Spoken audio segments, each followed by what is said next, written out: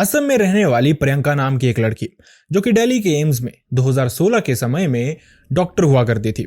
उन्होंने बताया उनकी शादी होने वाली थी, लेकिन शादी से लगभग कुछ ही दिन पहले उनके साथ और उनके होने वाले पति के साथ जो इंसिडेंट्स होने शुरू होते हैं वो किसी भी इंसान को झकझोर के रख दे। इनफैक्ट ये इंसिडेंट इतने भयानक थे कि उनको अपनी शादी तक पोस्टपोन करनी पड़ी। अक्सर मैं ये कहता हूं कि आज का इंसिडेंट इस तरह का होगा जो आपने सुना नहीं होगा। ये इंसिडेंट भी इसी तरह का है। आप में से कुछ लोग जब अपने इंसिडेंट शेयर करते हैं तो मुझे खुद ही यकीन नहीं होता कि इस तरह की चीजें पॉसिबल भी हो सकती हैं, कि इतना भयानक किसी के साथ हो भी सकता है। ऐसा माना जाता है हमारे हिंदू धर्म मान्यता के अनुसार कि जब किसी इंसान की शादी होने वाली होती है, चाहे वो लड़की हो चाहे वो लड़का हो, तो उस समय वो बहुत ही ज्यादा वल्नरेबल होते हैं। चाहे वो ग्रहों की दशा हो, चाहे वो किसी तरह का भूत प्रेत का हावी होना हो, ब्लैक मैजिक होना हो, मतलब उस समय ये जो होने वाला पति या फिर पत्नी होते हैं, इन दोनों पे बहुत बुरी तरह से ग्रह हावी हो सकते हैं, या कोई इंसान ब्लैक मैजिक कर सकता है, कोई भूत प्रेत हावी हो सकता है। इसी के चलते हमारे बुजुर्ग अक्सर ये कहा करते थे कि जब तुम्हारी शादी होने वाली हो तो बेहतर होगा तुम अपने घर के अंदर रहो, रात के समय बाहर ना निकलो, या फिर किसी ऐसे इंसान के कांटेक्ट में ना जाओ जिसके बारे में तुम्हें डाउट है कि ये इंसान तांत्रिक क्रियाएं जानता है। और वो ऐसा क्यों कहते थे, आज का इंसिडेंट आपको यही बताने वाला है। हाय एंड वेलकम बैक एवरीवन, मेरा नाम है विकल। एंड अगर आपको वीडियोस पसंद आती हैं तो कमेंट सेक्शन में अपनी सिटी, स्टेट या फिर कंट्री का नाम जरूर लिखें, और साथ ही अपना इंसिडेंट किस तरह से शेयर करना है ये जानने के लिए आपको वीडियो के एंड का इंतजार करना पड़ेगा। अब बढ़ते हैं इंसिडेंट की तरफ। तो जैसा मैंने आपको बताया, ये इंसिडेंट हमारे साथ शेयर किया प्रियंका नाम की एक लड़की ने। प्रियंका जी ने बताया इस इंसिडेंट के दौरान, मतलब ये इंसिडेंट उनके साथ 2016 में हुआ था। उस दौरान वो दिल्ली के एम्स में डॉक्टर थी, लेकिन उनकी एज बहुत ज्यादा हो गई थी उस समय के अकॉर्डिंग। मतलब ये जो 2016 का समय था, उस समय लड़कियों की जो परफेक्ट शादी की एज मानी जाती थी वो 25 के आसपास की मानी जाती थी। आजकल तो बहुत सारी लड़कियां हैं, इनफैक्ट लड़के हैं, जब तक परफेक्ट पार्टनर नहीं मिलता तब तक कुंवारे रहते हैं, लेकिन उस समय लड़की की इस एज को बहुत ज्यादा माना जाता था। इसी के चलते प्रियंका के घर वाले उनके लिए एक लड़का ढूंढ रहे थे, जिसके लिए वो कांटेक्ट करते हैं प्रियंका की मामी से। ऐसा उनका मानना था कि जो प्रियंका की मामी है, मतलब सबसे बड़ी वाली जो मामी है, वो इस तरह के काम करती हैं, मतलब बहुत सारे लोगों के रिश्ते करवाती हैं। इसी के चलते प्रियंका के रिश्ते की बात भी उन्हीं के थ्रू करवाई जा रही थी। वक्त थोड़ा सा और बीतता है, लेकिन परफेक्ट रिश्ता जिस तरह का प्रियंका को चाहिए था उनको मिल नहीं पा रहा था। लेकिन इसी सब के दौरान प्रियंका की जो बीच वाली मामी थी वो उनके लिए एक रिश्ता लेके आती हैं। अब ये जो रिश्ता था, प्रियंका की जो मामी थी, मतलब उनके लिए ये भी रिश्तेदारी थी और उस तरफ वाली भी रिश्तेदारी थी। अब किस तरह से थी ये मैं आपको बताता हूँ। मतलब कि ये जो लड़की थी प्रियंका थी, वो उनके जो हस्बैंड हैं उनकी बहन की बेटी थी, और जो लड़का था वो जो उनके भाई हैं उनका बेटा था। तो ये एक तरह से ऐसी इक्वेशन थी कि उनकी फैमिली दोनों तरफ के लड़का लड़की दोनों को जानते थे, उनका बिहेवियर जानते थे, और इसी के आगे बात आगे बढ़ाई जाती है। प्रियंका ने बताया उन्होंने इस लड़के की फोटो उनको बताई, इसके बारे में बताया कि वो करता क्या है। असल में ये जो लड़का था, जो भी प्रियंका के हस्बैंड हैं, उनका नाम है रूपम, और रूपम के उस समय यूएस में गैस स्टेशन थे, तो अच्छा खासा वो कमाते थे, बहुत कम इंडिया विजिट किया करते थे, लेकिन उनका बिहेवियर बहुत अच्छा था। कुछ फैमिली फंक्शंस में कभी कभार वो देखने को मिलते थे, और प्रियंका के जो पेरेंट्स हैं उन्होंने भी एक दो फंक्शन में रूपम को देखा हुआ था। इसी के चलते जैसे ही ये बात चलनी शुरू होती है तो दोनों फैमिलीज मिलने का प्लान करती हैं, क्योंकि रूपम पहले तो डिनाई कर रहा था, लेकिन उसने एक बार प्रियंका को देख लिया था, जिसके बाद वो दिल ही दिल उसको प्यार करने लगा, और दूसरी तरफ घर वालों से भी उसने यही इच्छा जाहिर की, जिसके बाद आगे बात बढ़ती है और दोनों फैमिलीज मिलती हैं, जिसके बाद चीजें फाइनलाइज की जाती हैं। वक्त के साथ सब कुछ फाइनलाइज हो जाता है, सब कुछ बहुत अच्छे से चल रहा था। प्रियंका ने बताया उनकी रूपम से इस बीच बातचीत होनी शुरू होती है, और उनको रूपम का बिहेवियर बहुत पसंद आया था, और दूसरी तरफ रूपम को भी प्रियंका बहुत पसंद आई थी, और इसी तरह से आगे सब कुछ चलता रहता है। प्रियंका ने बताया रूपम के लिए बार बार इंडिया आ पाना पॉसिबल नहीं था। इसी के चलते उन्होंने प्लान इस तरह से किया था कि जो उनकी रिंग सेरेमनी है वो उनकी शादी से लगभग 2.5-3 हफ्ते पहले करवाई जाएगी। उसी दौरान रूपम वापस इंडिया आएगा और रिंग सेरेमनी के बाद वो अपने घर पे ही रुकेगा। अब इस डिसीजन से प्रियंका की फैमिली को भी कोई प्रॉब्लम नहीं थी, वो भी हर चीज से अग्री करते हैं। इसी तरह से सब कुछ एज प्लान्ड ही चलता है। रूपम वापस इंडिया आता है, प्रियंका भी इस दौरान छुट्टी ले लेती है शादी से लगभग 2.5 से 3 हफ्ते पहले ही। प्रियंका ने बताया सब कुछ बहुत अच्छा चल रहा था। रूपम को जिस तरह से उन्होंने फोटो में देखा था उससे भी वो बहुत ज्यादा हैंडसम था और इसके अलावा बहुत ज्यादा केयरिंग भी नजर आ रहा था। दूसरी तरफ रूपम भी अपने डिसीजन से बहुत खुश था। इन दोनों की रिंग सेरेमनी की जाती है जिसमें सारे के सारे जो उनके रिलेटिव्स थे वो गैदर हुए थे। सब उनको मिठाइयाँ खिलाते हैं, कोई गिफ्ट्स लेके आए थे और इस तरह से चीजें आगे बढ़ती हैं। ये सब कुछ बहुत अच्छे से हो जाता है। प्रियंका का जिस तरह से मैंने आपको बताया प्लान यही था कि उन्होंने आगे शादी तक छुट्टी लेके रखी हुई थी। वो घर पे ही रह रहे थे। नॉर्मली रोज रात को इन दोनों की बात होना, मतलब उसी तरह से सब कुछ चल रहा था जैसा हर इंडियन फैमिली में अक्सर चला करता है। लेकिन इसी सब के बीच प्रियंका ने बताया कि जिस दिन उनकी रिंग सेरेमनी हुई थी उससे अगले ही दिन उनको एम्स से कॉल आया था। अब वो तो छुट्टी लेके आई थी लेकिन उनको कहा जाता है कि आपको कुछ घंटों के लिए वापस से एम्स आना पड़ेगा। अब क्यों आना पड़ेगा कि कुछ डॉक्यूमेंटेशन थी जिनको सबमिट करवाने के लिए प्रियंका जी का वहां पे फिजिकली होना बहुत ही ज्यादा जरूरी था। अब वो बता देती हैं कि सिचुएशन इस तरह की है, वो ट्रैवल नहीं कर पाएंगी। लेकिन आगे से जवाब ये आता है कि अभी आपको ट्रैवल करना ही पड़ेगा, इसका कोई ऑल्टरनेट नहीं है। प्रियंका भी समझ जाती है। अब इसी के चलते वो आगे फाइनलाइज करती है कि वो सिर्फ इतना टाइम ही दे पाएंगे। उसके अलावा वो अपनी फ्लाइट्स का चेक करना शुरू करती हैं। प्लान इस तरह से था कि वो मॉर्निंग में असम से दिल्ली के लिए निकलेंगे और शाम की फ्लाइट लेके वापस भी आ जाएंगे। सब कुछ इजी था और एक ही दिन में ट्रैवल कंप्लीट भी हो जाना था। प्रियंका ने बताया हर एक इंसान ने अच्छे से कोऑपरेट किया। जिन्होंने उनको कॉल किया था, जिन्होंने उनको बुलाया था, उनका स्केड्यूल भी उन्हीं के अकॉर्डिंग बनाया। मतलब जिस हिसाब से प्रियंका ने वहां पे पहुंचना था उसी तरह से स्केड्यूल प्लान किया गया था। प्रियंका वहां पहुंचती हैं, अपना काम करवाती हैं और शाम की फ्लाइट लेके वो वापस असम की तरफ ही आ रही थी। लेकिन प्रियंका ने बताया ये जो फ्लाइट थी उनकी, उस दौरान उनके साथ कुछ अजीब हुआ जो कि भयानक चीजों की होने की शुरुआत थी। उनको बहुत लो सा फील हो रहा था, मतलब वो खुद को खुद समझ ही नहीं पा रही थी। प्रियंका ने बताया इस दौरान वो बहुत एनर्जेटिक रहा करती थी। इनफैक्ट एम्स में भी जो उनके कलीग्स थे वो अक्सर कहते थे कि प्रियंका जो है वो महफिल की जान है। वो हंसी मजाक करती रहती है, हर इंसान से घुल मिल जाती है बहुत इजीली। खुल के बात करना, एंजॉय करना हर सिचुएशन को, ये प्रियंका की आदत थी। लेकिन अब वो बहुत लो सा फील कर रही थी, कॉन्फिडेंस उनका लो फील कर रहा था और उनको मन ही मन ये लगना शुरू हो गया था कि शायद वो अब उतनी सुंदर नहीं दिख रही जितनी वो पहले हुआ करती थी। ये किस तरह का कॉम्प्लेक्स था वो खुद भी नहीं समझ पा रही थी, लेकिन सेल्फ डाउट्स उनको आने शुरू हो गए थे। इसी सब के दौरान प्रियंका ने बताया कि उनकी जो सीट थी वो फ्लाइट में विंडो सीट थी। इनके पास ही एक इंसान बैठे हुए थे जिनके सर पे बाल नहीं थे। कपड़े उनके बहुत सोफिस्टिकेटेड से थे और ऐसा लग रहा था कि वो किसी तरह के एस्ट्रोलॉजर हैं। उन्होंने प्रियंका को देखा और उसके बाद प्रियंका को यह कहा कि बच्चा तुम्हारी शादी होने वाली है। प्रियंका यहाँ पे शॉक्ड थी कि आखिरकार इनको कैसे पता। फिर भी उसने एक्सेप्शन समझी कि हो सकता है किसी तरह से इनको पता चल गया हो। वो बहुत एक्साइटेड नहीं हुई। उसने कहा जी हाँ बिल्कुल मेरी शादी होने वाली है। उन्होंने उसको कहा कि तुम्हें बहुत ध्यान रखने की जरूरत है अपना, हो सकता है कुछ अच्छा ना हो अगले कुछ दिनों में। प्रियंका ये सुन के उनकी तरफ देखती रहती है।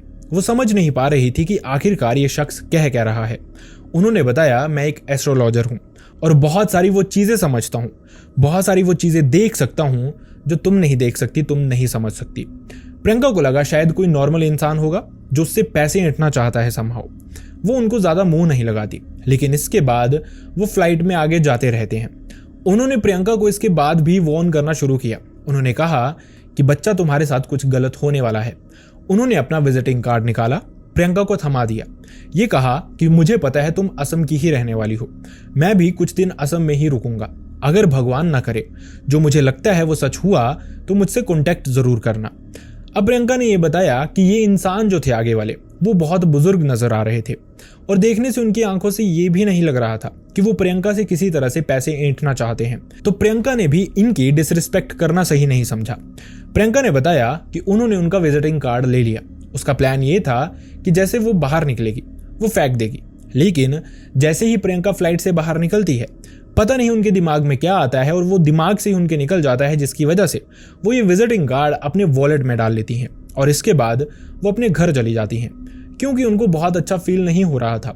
इसी के चलते उन्होंने बीच में कहीं पे भी रुकना सही नहीं समझा। अपने घर पहुंचती हैं और उसके बाद रेस्ट करना प्रेफर करती हैं। लेकिन यहाँ से चीजें धीरे धीरे बदलनी शुरू हो गई थी। प्रियंका ने बताया जैसा उस एस्ट्रोलॉजर ने बताया था वैसा ही कुछ उनके साथ होना शुरू हुआ था।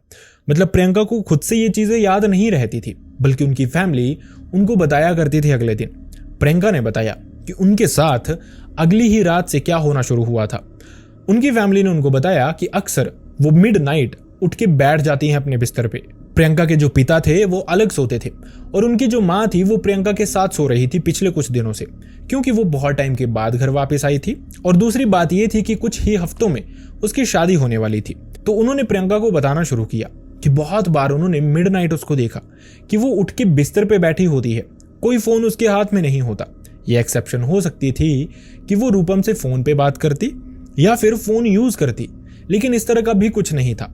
उन्होंने इग्नोर किया पहले तो 1-2 बार। उनको लगा शायद उसको वॉशरूम जाना होगा या फिर नींद नहीं आ रही होगी और बातें करना शुरू करेंगे तो नींद उड़ जाएगी। लेकिन धीरे धीरे ये चीजें इसी तरह से प्रोसीड करनी शुरू होगी, इसी तरह से बढ़नी शुरू हो गई। लिटरली जो प्रियंका की माँ थी वो अक्सर ये महसूस करती थी कि प्रियंका सोए सोए बिस्तर पे बैठे बैठे विस्पर करती है, किसी तरह के मंत्र पढ़ती है, किसी इंसान का नाम लेती है, लेकिन ना उनको इंसान का नाम पता था ना उनको मंत्र पता थे कि आखिरकार प्रियंका बोलती क्या है, बड़बड़ाती क्या है।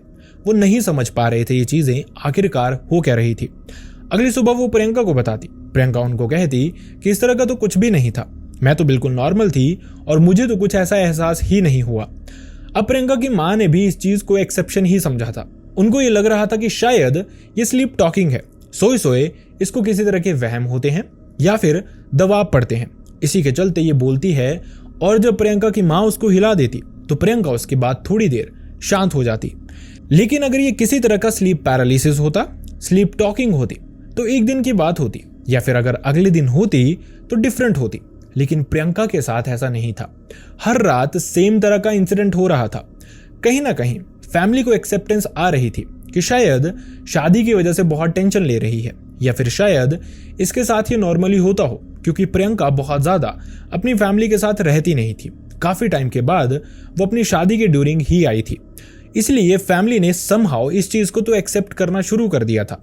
लेकिन प्रियंका ने बताया चीजें भयानक जो हो रही थी वो सिर्फ प्रियंका के साथ या फिर उसकी फैमिली के साथ नहीं हो रही थी, बल्कि जो रूपम था उसके साथ और उसकी फैमिली के साथ भी हो रही थी। प्रियंका जो थी उसकी बात रूपम की बहन से अक्सर हुआ करती थी, बहुत सारे डिसीजंस के चलते, ड्रेसेस को फाइनलाइज करने के लिए, शादी के प्लान फाइनलाइज करने के लिए। और ये दोनों बहुत कम समय में बहुत क्लोज आ गई थी। जिस तरह से बहुत अच्छी फ्रेंड्स होती हैं उस तरह से उनमें बातें हुआ करती थी। लेकिन प्रियंका से रूपम की बहन कुछ शेयर किया करती थी जो चीजें शायद अजीब थी। शायद कोई और लड़की होती तो अपने भाई के बारे में ये चीजें शेयर नहीं करती उस लड़की से जिससे उसकी शादी होने वाली है, क्योंकि शादी टूटने का डर भी हो सकता था। लेकिन जैसा मैंने आपको बताया, रूपम की बहन प्रियंका की बहुत क्लोज आ चुकी थी, इसलिए उसने बताना शुरू किया कि जब रूपम आया था तब सब कुछ बहुत अच्छा था। रिंग सेरेमनी से 3 दिन पहले वो आ गया था, सब नॉर्मल था, सब बढ़िया जा रहा था। उसके बाद भी इनफैक्ट 2 से 3 दिन सब कुछ नॉर्मल रहा। लेकिन अब चीजें बदलनी शुरू हुई हैं। मतलब जो रूपम है वो किसी को भी ढंग से रिस्पॉन्ड ही नहीं करता। अगर कोई उससे बात करे तो वो सिर्फ जमीन की तरफ देखता रहता है, बेड की तरफ देखता रहता है, दीवारें झांकता है, छतें झांकता है और किसी से ढंग से बात नहीं करता, जवाब नहीं देता। फैमिली भी परेशान है इस चीज से। जब वो खाना भी खाता है तो भी किसी को नहीं देखता, कोई बात नहीं करता, सिर्फ अपनी थाली की तरफ देखता है और उसको कुछ लेना देना नहीं क्या हो रहा है। शादी की जो तैयारियां थी वो सर पे आ रही थी, शादी नजदीक आ रही थी, घर की प्रिपरेशंस करवानी थी, वेन्यू सेलेक्ट करना था, बहुत सारी चीजें थी दिमाग में। लेकिन वो किसी भी तरह की पार्टिसिपेशन ही नहीं ले रहा था।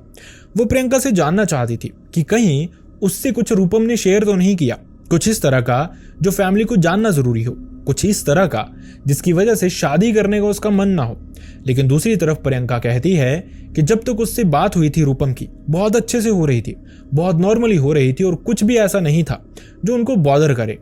लेकिन वक्त के साथ प्रियंका ने बताया रूपम की कुछ और बातें उनको पता चलनी शुरू होती हैं। मतलब रूपम जो था वो स्केड्यूल का बहुत पक्का था, उसको बाहर की आदत लगी हुई थी, टाइमली सोना, टाइमली खाना और टाइमली काम पे जाना। लेकिन घर पहुंचने के बाद शुरुआत में तो वैसा ही चल रहा था, अब चेंजेस आने शुरू हो गए थे। रूपम रात के समय जब हर इंसान घर में सो जाता था वो उठता था, नंगे पांव बाहर जाता था। सर्दियों के ये दिन थे, घास पे नंगे पांव घूमता रहता था।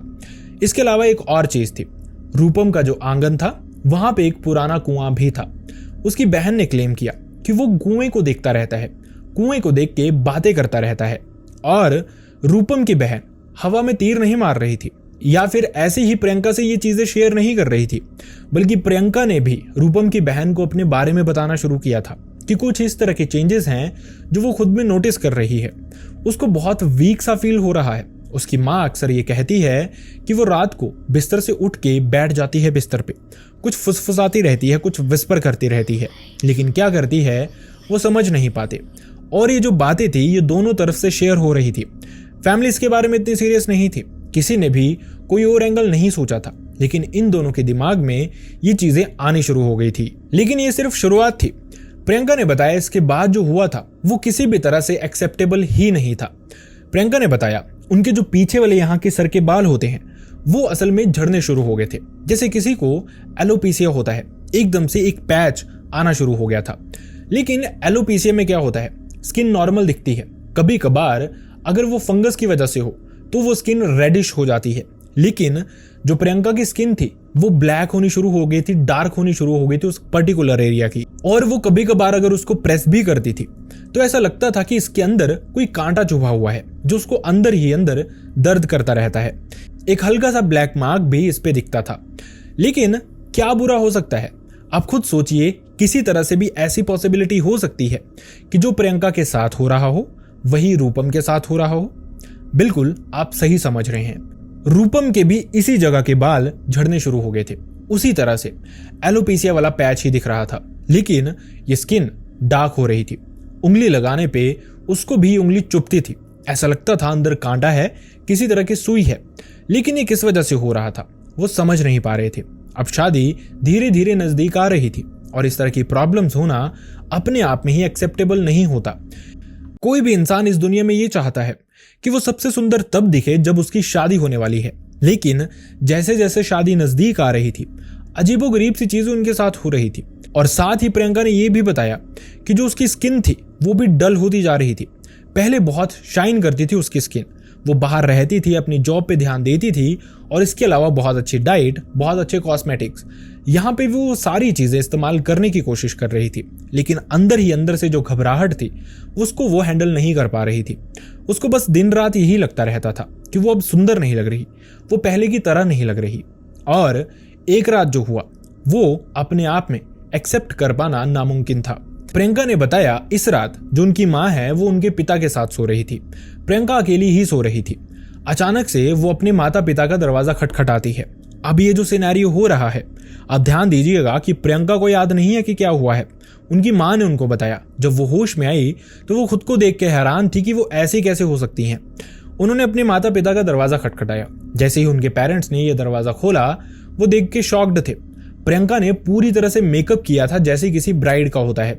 जो ड्रेस उसने सिलेक्ट की थी वो भी उन्होंने खरीद के रखी थी, वो भी प्रियंका ने पहनी हुई थी। और वो अपने पेरेंट्स को ये कहना शुरू करती है कि अभी तक आप तैयार नहीं हुए, बारात आने वाली है, जल्दी कीजिए, तैयार हो जाइए, और मेरे आसपास कोई क्यों नहीं है, मुझे मदद चाहिए। फैमिली पहले सुन के शॉक्ड रहती है। उनको अपनी आंखों पे, अपने कानों पे यकीन ही नहीं हो रहा था कि ऐसे कैसे हो सकता है। प्रियंका एक सुलझी हुई लड़की इस तरह से कैसे रिएक्ट कर सकती है। फॉर्चुनेटली कोई गेस्ट वहां पे नहीं आया था, नहीं तो वो प्रियंका को बहुत बुरी तरह से बदनाम कर देता कि ये लड़की पागल हो गई है। लेकिन प्रियंका के माता और पिता पहले तो ये सब कुछ सुनते हैं, खुद को सेंसेस में लेके आते हैं कि ये रियलिटी में हो रहा है, उनकी जो बेटी है वो अजीब सा रिएक्ट कर रही है। और उसके बाद वो उसको समझाना शुरू करते हैं, उसके शरीर को हिलाना शुरू करते हैं कि आखिरकार वो कर क्या रही है, और उसको खींच के मंदिर की तरफ लेके जाना शुरू करते हैं। उनको ये लग रहा था कि कहीं शादी होने वाली है, कुछ उस तरह की गड़बड़ तो नहीं हो गई, कोई भूत प्रेत इस पे हावी तो नहीं हो गया, कोई नेगेटिव एंटिटी तो नहीं है जो उसको परेशान कर रही है। उसको वो जबरदस्ती मंदिर के अंदर लेके जाते हैं और जैसे ही मंदिर के अंदर वो पहुंचती है, प्रियंका ने बताया वो अपनी सेंसेस में आई। उसको बस ये याद था कि वो पिछली रात सोई है, अब यहाँ कैसे पहुंची, ये ड्रेस कब पहनी, मेकअप कब किया, कुछ याद नहीं था। वो अपने आप को देखती है और उसके बाद कपड़े बदलना तो छोड़िए, वो लगातार रोना शुरू कर देती है। ये जो रात थी, प्रियंका ने बताया उनकी जिंदगी की सबसे भयानक रात थी। वो रोती रहती हैं, उनको देख के उनकी माँ रोती रहती है और पिता परेशान। परेशानी इस तरह की थी किसी रिलेटिव से शेयर करने लायक नहीं थी। जैसा मैंने आपको बताया, अगर वो शेयर करते, रिलेटिव्स हर जगह इसको फैलाते, और अगर ये बात फैल जाती तो शायद ये भी बात फैल जाती कि प्रियंका पागल हो गई है और उसकी शादी भी टूट जाती। उन्होंने बहुत मुश्किल से खुद को संभाला, ये बातें खुद तक ही रखी। प्रियंका ने बताया इनफैक्ट ये चीज उन्होंने रूपम की बहन के साथ भी शेयर नहीं की कि कहीं कोई बहुत बड़ा हंगामा ना हो जाए। लेकिन इसके बाद एक और चीज थी जो कि कॉमनली दोनों फैमिलीज के साथ होनी शुरू हो गई थी। प्रियंका ने बताया अक्सर उनकी माँ खाना बनाया करती थी, रोज सेम तरह की रेसिपी, सेम तरह का टेस्ट जो कि उनके खाने में आता था। लेकिन जैसे जैसे ये शादी पास आती जा रही थी, प्रियंका के साथ ही इंसिडेंट्स होने शुरू हुए थे। उनका खाना लिटरली रोज उनको कड़वा लगना शुरू हो गया था। अब कभी कभार होता है जब इंसान को इंटरनली गर्मी हो जाती है, लेकिन सर्दियों के सीजन में बहुत मुश्किल होती हैं इस तरह की चीजें, और गर्मी एक इंसान को हो सकती है। तीनों के साथ ये सेम चीज कैसे पॉसिबल है? अब ये जो चीज थी, प्रियंका ने बताया ये रूपम की बहन के साथ उन्होंने शेयर की कि पता नहीं पिछले कुछ दिनों से क्या हो रहा है, शायद माँ को दुख है मेरे जाने का, इसीलिए वो खाना बनाने पे अच्छे से कंसंट्रेट नहीं कर पा रही और खाना अच्छा नहीं बन रहा। दूसरी तरफ से जो जवाब आया वो डरा देने वाला था। प्रियंका को पता चलता है कि रूपम की फैमिली में उनके घर पे भी सेम चीज हो रही है। कभी खाना कड़वा हो जाता है, कभी बहुत ज्यादा नमक हो जाता है, तो कभी कभार मिर्ची बहुत तेज हो जाती है। मतलब कुछ ना कुछ सिनेरियो इस तरह का बनता है कि वो खाना खा ही नहीं सकते अपने घर का। कुछ भी हो जाए, वो चीजें नॉर्मल रह ही नहीं रही थी। प्रियंका ने बताया इसके बाद दोनों फैमिलीज ये प्लान करती हैं कि बेहतर होगा वो आसपास के किसी मंदिर हो आए, कहीं घूम आए ताकि चीजें बेहतर हों। शादी से पहले वो भगवान का आशीर्वाद ले लें, हो सकता है चीजें बेहतर हों। इसी के चलते वो कामाख्या देवी टेम्पल जाते हैं, वहां पे आशीर्वाद लेते हैं, माथा टेकते हैं ताकि चीजें बेहतर हों। वहां पे बार बार यही कहते हैं कि शादी अच्छे से हो जाए। फिर उसके बाद दोनों फैमिलीज फिर से आएंगी जब एक नए रिश्ते की शुरुआत हो चुकी होगी। ये कह के वो वापस अपने घर जाते हैं। लेकिन प्रियंका ने बताया इसके बाद भी चीजें हल होने का नाम नहीं ले रही थी। घर के डेकोरेशंस के काम उन्होंने शुरू किए थे, जो पुरानी चीजें थी उनको निकालना शुरू किया था, जो नई चीजें थी उनको अंदर लाना शुरू किया था। इसके अलावा और भी बहुत सारी चीजें थी, पेंट को डेकोरेट करना, इसके अलावा चीजों को डेकोरेट करना, ये सब कुछ घर पे चल रहा था। लेकिन एक नहीं, दोनों घरों पे एक और सेम चीज हो रही थी। ये जो घरों का सामान था, ये जब अगली सुबह वो उठा करते थे वो तहस नहस होता था। मतलब जहां पे उन्होंने रखा होता सिस्टमेटिकली, वहां पे नहीं होता था। और सरप्राइजिंग चीज ये थी कि इसमें भारी भारी चीजें जैसे बहुत भारी सोफा, बहुत भारी बेड, ये भी अपनी जगह से हिले होते। जिस रूम में या फिर जिस हॉल में कोई बैठता नहीं, कोई सोता नहीं, वहां की चीजें। लेकिन इसकी किसी भी तरह की किसी को भी रात में आवाज नहीं सुनाई देती थी। अब ये कैसे पॉसिबल है? एक बहुत भारी बेड जो कि लकड़ी का बना है कंप्लीटली, उसको कोई हिला दे अपनी जगह से और घर में आवाज तक ना आए, ये प्रैक्टिकली पॉसिबल नहीं था।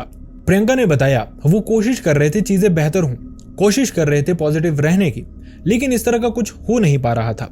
यहाँ पे और भी चीजें होनी शुरू होती हैं जहां से उनको डाउट होने शुरू होते हैं कि कहीं ना कहीं कुछ पैरानॉर्मल एंगल है जो बहुत भयानक है और शायद किसी इंसान की उनको मदद लेनी चाहिए।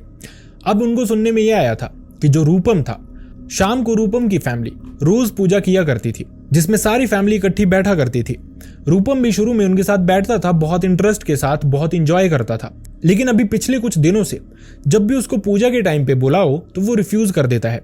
वो कहता है उसको ये काम है, उसको वो काम है, और असल में उसको कोई काम नहीं होता, बल्कि कुछ ऐसा लगता है अंदर से ही जो उसको रोकता है पूजा घर में जाने से, जो उसको रोकता है कि भगवान से उसका आमना सामना ना हो। मतलब लास्ट वही टेम्पल था, कामाख्या देवी टेम्पल, जहां पे वो अंदर जा पाया था। उसके बाद से कुछ चीजें थी जो इंटरनली उसके साथ हो रही थी और उन्होंने उसको परेशान करना शुरू कर दिया था। दूसरी तरफ प्रियंका ने बताया उसको एक अजीब सा ही मन करता था कि जैसे ही सूरज ढलता है वो बाहर जाए, जो बाहर उनका गार्डन एरिया है, घर के पास का जंगल है, सड़क है, वहां पे घूमे, लेकिन किसी के साथ नहीं बल्कि अकेले। कभी कभार उनकी माँ उनके साथ चली जाती सनसेट से पहले, लेकिन जैसे ही सनसेट होने लगता उनकी माँ उनको कहती कि चलो, लेकिन प्रियंका कहती आप चले जाओ, मैं थोड़ी देर में आती हूँ। लेकिन प्रियंका की माँ उनको सनसेट के बाद बाहर घूमने नहीं देती।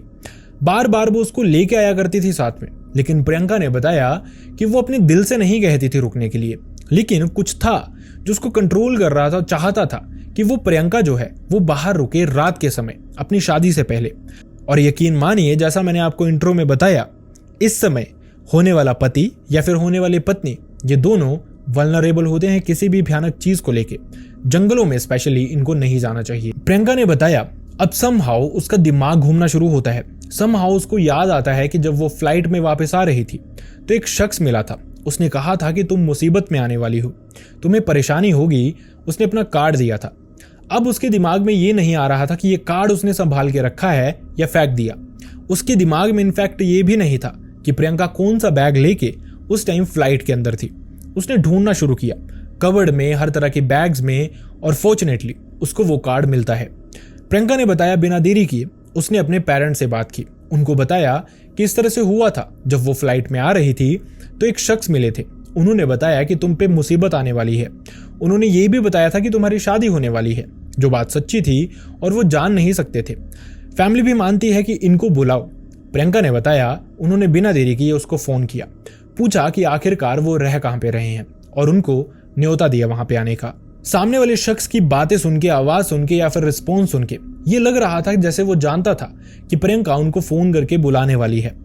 अब प्रियंका ने बताया कि अगले दिन वो आने वाले थे, लेकिन इससे पिछले दिन ही और भी कुछ उनको सुनने को मिलता है रूपम की फैमिली की तरफ से। रूपम की बहन उसको ये बताती है कि उसने शेयर नहीं किया था, लेकिन पिछले 3-4 दिनों से उनको अपने घर के अंदर हर एक कमरे के कोने में, अपने घर के बाहर जो चारों कॉर्नर्स थे वहां पे भी राख मिलती है। रोज उनकी माँ जो थी वो झाड़ू लगाती हैं, रोज वहां पे पोछा लगता। उनके घर के अंदर उन्होंने आग जलाने के लिए कोई चिमनी वगैरह नहीं रखी थी, लेकिन फिर भी ये राख हर सुबह उनके घर के अंदर होती। अब जब वो रात को सोते थे, अच्छे से दरवाजा बंद होता था, बाहर का कोई शख्स आता नहीं था, तो ये किस तरह से पॉसिबल था। शादी को उनकी लगभग 1 हफ्ता ही रह गया था और चीजें बहुत एक्सट्रीम हो गई थी। उनके बाल झड़ना, पीछे की स्किन ब्लैक होना जो धीरे धीरे स्प्रेड हो रही थी, और दूसरी तरफ जो प्रियंका थी उसके चेहरे का तो मानो ग्लो ही चला गया था। अब यहां से प्रियंका ने बताया कि उनकी फैमिली ने रूपम की फैमिली को फोन किया। उन्होंने बताया कि उन्होंने किसी को बुलाया है जो उनकी मदद कर सकते हैं, और हो सकता है कुछ ऐसा एंगल हो जिसके बारे में अभी तक उन्होंने सोचा ही नहीं। रूपम की फैमिली कोई इफ बट नहीं करती, बल्कि जैसे ही प्रियंका की फैमिली बुलाती है, अगले दिन वो भी पहुंच जाते हैं जिस समय वो एस्ट्रोलॉजर आने वाले थे। इसके बाद वो समय हुआ अगले दिन का, जिस समय सारे के सारे प्रियंका की फैमिली में गैदर हुए थे, प्रियंका के घर में गैदर हुए थे। ये जो एस्ट्रोलॉजर थे ये प्रियंका को और रूपम को एक साथ बैठाते हैं, उनके घर के चारों तरफ घूमना शुरू करते हैं और वापस आके वहीं पे बैठ जाते हैं। इन दोनों को ये कहते हैं कि तुम ऐसा करो, मेरी तरफ पीठ करके बैठो। जो उनका ये पीछे कैलोपेसिया वाला पार्ट था जो कि ब्लैक होना शुरू हो गया था, बाल झड़ चुके थे वहां के, उस एरिया को देखना शुरू करते हैं। उस पे उंगली फेरते हैं और जैसे ही उंगली फेरते हैं बीच में उनको एक हल्का सा हम्प दिखता है। वो समझ जाते हैं कि गड़बड़ इस पर्टिकुलर एरिया से हो रही है। अब किस तरह की गड़बड़ है जब आप ये सुनेंगे तो भी आप शॉक्ड रह जाएंगे कि इस तरह से भी कुछ किया जा सकता है और इस तरह का भी कुछ हो सकता है किसी के साथ।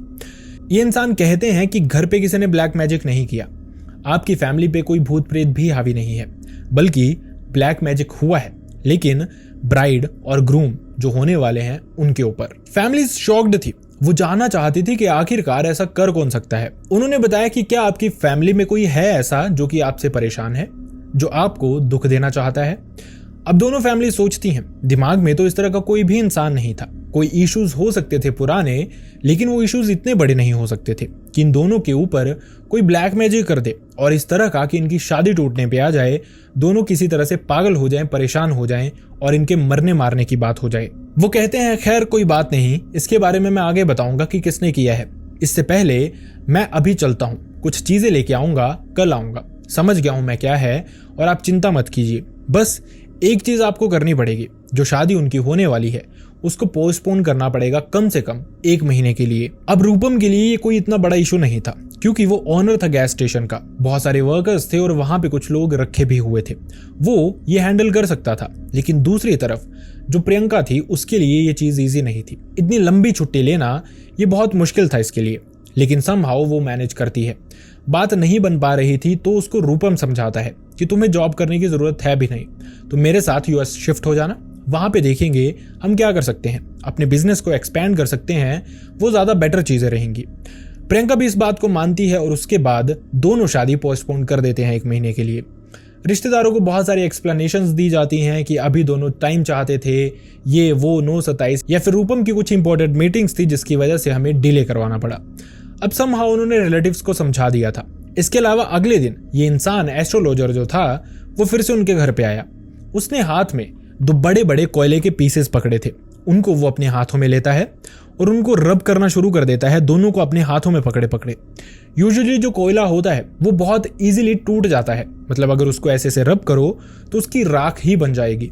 लेकिन प्रियंका ने बताया वो बहुत शॉक्ड थे देख के कि इस इंसान के हाथों में ये कोयला टूट नहीं रहा था, बल्कि अपनी शेप ले रहा था और धीरे धीरे दोनों एक दूसरे के साथ क्योंकि रगड़ खा रहे थे, इसी के चलते वो एक पेन की शेप में आना शुरू हो गए थे दोनों कोयला जो थे, और सामने वाला इंसान आंखें बंद करके मंत्र पढ़ता जाए। प्रियंका ने बताया इस दौरान जब वो मंत्र पढ़ रहा था उसकी नसें फूलती हुई प्रियंका को सामने दिख रही थी। ऐसा लग रहा था इसको अंदर ही अंदर कोई इंसान दिख रहा है जिससे वो लड़ रहा है इन मंत्रों के थ्रू। उसके हाथ जो थे उनमें रगड़ आनी शुरू हो गई थी इनको रब कर करके। लेकिन जैसे ही ये दोनों कोयला पेन की शेप के होते हैं वो रुक जाता है। ये दोनों कोयला जो थे एक रूपम को पकड़ाता है, एक प्रियंका को पकड़ाता है, और जैसे उसने आंखें खोली थी वो बहुत रिलैक्स्ड लग रहा था, बहुत खुश लग रहा था। उसने बताया चिंता मत करो, बस जो ये तुम्हारा एलोपेशिया वाला पार्ट है इस कोयले से इसके अराउंड एक सर्कल लगाना, अगले आने वाले कुछ दिनों में कुछ चेंज आएगा तो मुझे जरूर बताना। अब इसके बाद ये इंसान चला जाता है, लेकिन जाने से पहले वो उनके घरों का शुद्धिकरण कर जाता है, जिसकी वजह से प्रियंका ने बताया इसके बाद चीजें काफी कम हो गई थी होने, लेकिन समहाउ कुछ ना कुछ इंपैक्ट अभी भी था। जैसे प्रियंका का वो विस्पर करना रात को सोए सोए बिस्तर पे ही, और दूसरी तरफ से जो रूपम था उसका मंदिर के अंदर अभी भी नहीं जाना, बहाने बनाना, जबरदस्ती खींच के उसको मंदिर के अंदर लेके भी जाओ तो उसके सर दर्द होने लग पड़ती थी, जिसके चलते उसको बाहर वापस आना पड़ता। लेकिन ये जो रिचुअल था, ये शख्स जो उनको बता के गया था, वो उन्होंने रेगुलरली करना शुरू किया। प्रियंका ने बताया फाइनली उनको एक चेंज अपने में दिखा। अब ये जो एलोपेशिया वाला पार्ट था ये हम्प बनना शुरू हो गया था, मतलब फूलना शुरू हो गया था अपनी जगह पे, जैसे किसी तरह का फोड़ा होता है, किसी तरह का पिंपल होता है, और ऐसा लग भी रहा था इसको प्रेस करने से कि इसके अंदर किसी तरह का लिक्विड है। अब यही चीज प्रियंका ने फोन करके इस एस्ट्रोलॉजर को बताई। वो कहता है कि बस इसी मोमेंट का मुझे इंतजार था, रूपम की फैमिली को, रूपम को भी अपने घर बुलाओ, मैं आ रहा हूं। ऐसा ही होता है, प्रियंका के घर पे सब इकट्ठे होते हैं। ये जो शख्स था सामने वाला, ये बाहर से एक कांटा तोड़ के लेके आता है, उस पे कुछ मंत्र पड़ता है। उसने एक कोयला पकड़ा हुआ था, इस कांटे को बार बार इस कोयले के अंदर चुभोता है मंत्र पढ़ते पढ़ते, और उसके बाद इसी कांटे से ये जो दोनों की गर्दन पे हम्प बने हुए थे उनको बर्स्ट करता है। दोनों फैमिलीज देख के बहुत शॉक्ड थी। उसके अंदर से जो लिक्विड निकला था वो डार्क ब्लैक कलर का था। ऐसा कैसे पॉसिबल हो सकता था? ब्लैक कलर का लिक्विड, एकदम ब्लैक। और ये सारी चीजें होनी तब शुरू हुई थी जब उसने टेक ओवर किया था। ये शख्स बताता है कि इस प्रियंका पे और रूपम पे जो ब्लैक मैजिक हुआ है वो एक छोटी सी पिन के थ्रू हुआ है, जो उनकी रिंग सेरेमनी के ड्यूरिंग इनको चुभाई गई थी। दोनों को एक साथ जब ये अपनी स्टेज पे बैठे हुए थे, जहां पे सब आके इनको मिठाइयां खिला रहे थे, गिफ्ट्स दे रहे थे, और जिसने ये किया है उस औरत की उनको स्पेसिफिकेशन बताई। एक बड़ी सी वो बिंदी लगाती है, इसके अलावा घूंघट हमेशा लेके रखती है और हल्की सी मोटी है।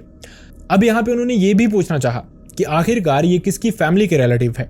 सामने वाले शख्स ने कहा दोनों फैमिलीज की, और इसके बाद वो वहां से चला गया। उसने कहा चीजें नॉर्मल हैं, शादी हो जाएगी, बस जिसके बारे में मैंने बताया है समझ आ जाए तो बेहतर होगा उनसे थोड़ी दूरी बना लेना। प्रियंका ने बताया इसके बाद दोनों फैमिलीज ने बहुत सोचा, और जो उनके दिमाग में पहली औरत आई वो कोई और नहीं थी, बल्कि वही औरत थी जो रिश्ते करवाया करती थी, जिसके बारे में मैंने आपको शुरू में बताया था। मतलब कि प्रियंका की बड़ी मामी और रूपम की बड़ी बुआ, यही वो औरत थी। ये रिश्ते करवाने के लिए सोने के गहने लिया करती थी। मतलब जो बिचौलिया होता है उसको फैमिलीज अक्सर देती भी हैं, लेकिन ये जो मोमेंट था उससे ये अपॉर्चुनिटी छीन ली थी। उससे ये रिश्ता नहीं करवाया गया था, बल्कि जो उनकी मंझली मामी या फिर मंझली बुआ थी उनसे ये रिश्ता करवाया गया था। और इसी चीज की उनको जलन थी। वो नहीं चाहते थे ये दोनों एक साथ खुश रहें या फिर इनका घर बसे, और जिसकी वजह से जो मंझली बुआ या फिर मंझली मामी है उसको भी ताने पड़े कि तुमने ही ये रिश्ता करवाया था। लेकिन उन्होंने समहाउ इन चीजों को डिकोड कर लिया था। वो समझ गए थे ये जो एस्ट्रोलॉजर था ये उनको बातें बता के गया था। इसके बाद प्रियंका ने बताया उन्होंने और रूपम ने यूएस में ही शादी की। वो सिर्फ अपनी अपनी फैमिलीज को लेके गए थे। उसको उन्होंने बताया कि ये डेस्टिनेशन वेडिंग थी, और उसके बाद प्रियंका वापस आई तो, लेकिन उन रिलेटिव्स के अराउंड उसके बाद कभी भी नहीं गई। और उसके बाद कुछ ही महीनों के बाद प्रियंका यूएस शिफ्ट हो गई। उन्होंने बताया आज भी वो यूएस में रह रहे हैं। रूपम के साथ। उनकी फैमिली बहुत अच्छी है, 2 बेटे हैं, 1 बेटी है और वो अपनी जिंदगी से बहुत खुश हैं। लेकिन एक बुरा एक्सपीरियंस था जो कुछ हफ्ते उनके साथ रहा, लेकिन उनको बता गया। डॉक्टर्स जो साइंस में बिलीव करते हैं, उनका भी अब ये मानना है कि इस तरह की चीजें एग्जिस्ट करती हैं, बस जिस पे आती है वही समझ पाता है। सो आई रियली होप आपको हमारी वीडियो से कुछ सीखने को मिलता है एंड आई रियली होप आपको हमारे वीडियोस पसंद भी आते हैं।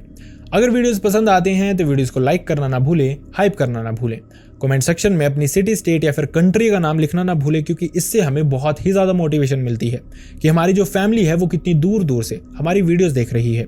और अगर चैनल को सब्सक्राइब किया है तो बेल आइकन प्रेस करके ऑल पे क्लिक करना बिल्कुल भी ना भूलें। And last but not the least, मैं चाहता नहीं लेकिन अनफॉर्चुनेटली अगर आप में से किसी के भी साथ इस तरह का कोई भी इंसिडेंट हुआ है, आपके साथ, आपके किसी रिलेटिव, नोन, भाई बहन, फ्रेंड या फिर नेबर के साथ, जो आप चाहते हैं मैं यहाँ पे नरेट करूँ, लोगों तक पहुँचाऊँ जिससे लोगों को कुछ सीखने का मौका मिले, तो आप मेरी मेल आईडी या फिर इंस्टाग्राम पे मुझसे शेयर कर सकते हैं। दोनों का लिंक आपको मेरे डिस्क्रिप्शन बॉक्स में मिल जाएगा। और अगर वीडियो फेसबुक पे देख रहे हैं तो अपना इंसिडेंट आप हमें DM भी कर सकते हैं। आप सब अपना ध्यान रखें। See you next time in next video. Bye bye.